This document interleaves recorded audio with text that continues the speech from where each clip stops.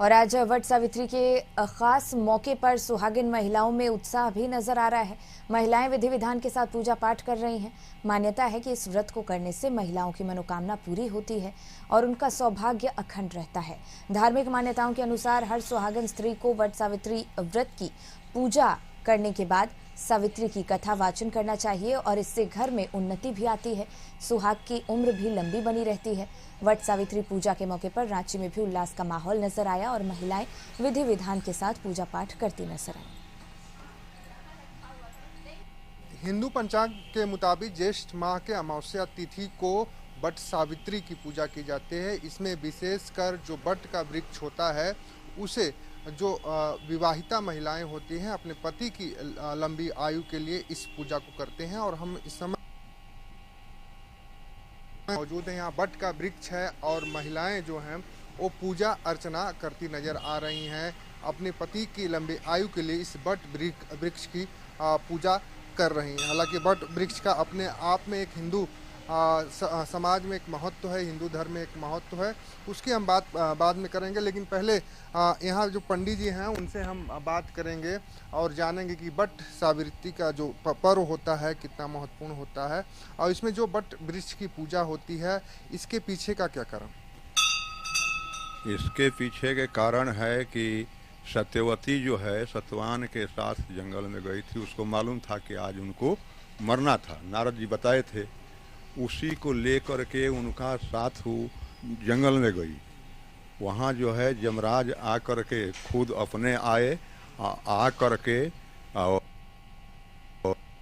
चल दिए। जब चल दिए तो पीछे पीछे उनका चल गई। बहुत दूर जाने के बाद कही तो फिर जो है धर्मराज यमराज कहे कि अब लौट जाओ, बहुत दूर हो गया है। तो वो कहे कि पति जब नहीं है तो हम कहाँ जाएंगे, पति के पीछे हम चलने से श्रम नहीं है, थकावट नहीं होगा हमको, हम चलेंगे। कुछ दूर जाने के बाद फिर कहे कि हम तुम पर प्रसन्न हैं, वर मांगो।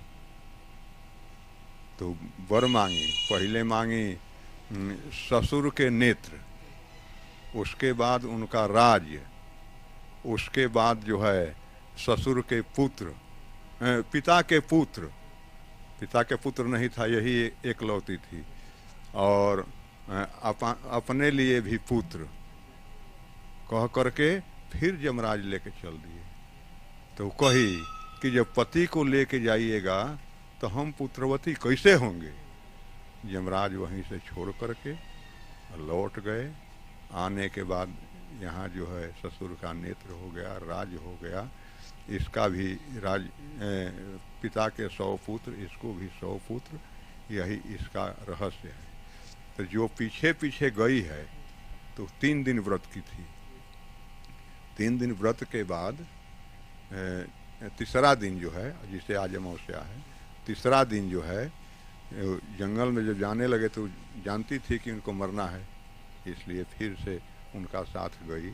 वो लकड़ी उकड़ी काट करके ये सब तैयार हुए। जब बोझा बनाने लगे तो उनका सिर में दर्द हुआ।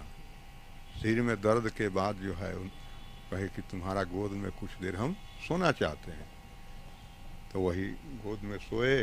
धर्मराज यमराज आकर के उनका प्राण ले लिए और लेके चल दिए।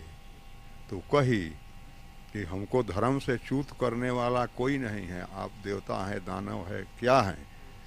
लेकिन कहे कि दूत लेकर इनको नहीं जा सकता था, इसलिए मैं स्वयं आया हूँ। लेके चल दिए। जाने के बाद वही और महिलाएं हैं, इनसे भी हम बात करेंगे कि वट सावित्री की जो पूजा होती है उसकी क्या विधि होती है, क्या क्या चीज़ें जो है चढ़ाई जाती हैं, कौन कौन सी सामग्री लगती है और विशेष कर इसमें इस पूजा में क्या किन चीज़ों का विशेषकर ध्यान देने की ज़रूरत होती है।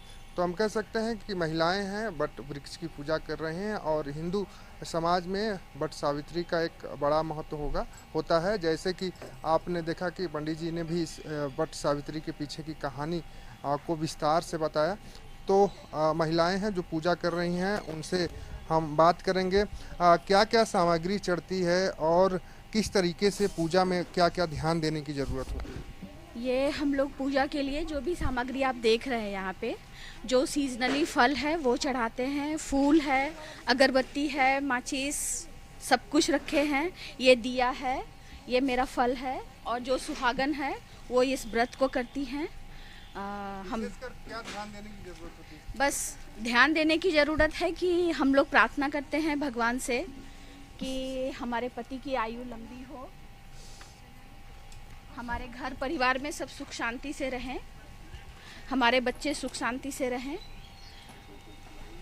बस देखिए, सुख शांति का एक प्रतीक कह सकते हैं इस त्योहार को, और जिस तरीके से महिलाएं पूजा कर रही हैं उससे साफ आप समझ सकते हैं कि कितनी इस त्योहार को लेकर लोगों में उत्साह होता है। हालांकि बट वृक्ष के पीछे कहा जाता है कि ब्रह्मा विष्णु महेश के साथ सावित्री इस वृक्ष में विराजमान होती हैं। उनके साथ ही साथ श्री कृष्ण भी वट वृक्ष के पत्ते से बाहर निकले थे, ऐसी मान्यताएं हैं हिंदू धर्म में। उसके साथ ही वट वृक्ष को इसलिए भी अच्छा माना जाता है क्योंकि एक ऐसा यही वृक्ष है जिसमें से रात हो या दिन 24 घंटे ऑक्सीजन ये उत्सर्जित करने वाला पेड़ होता है। तो वैज्ञानिक दृष्टि से भी इस वट वृक्ष की कई महत्ता है और धार्मिक दृष्टि से भी कई महत्ता है। आज वट सावित्री पर्व है और इस पर्व को लोग धूमधाम से मना रहे हैं। विवाहिता महिलाएं वट वृक्ष की पूजा कर अपने पति की लंबी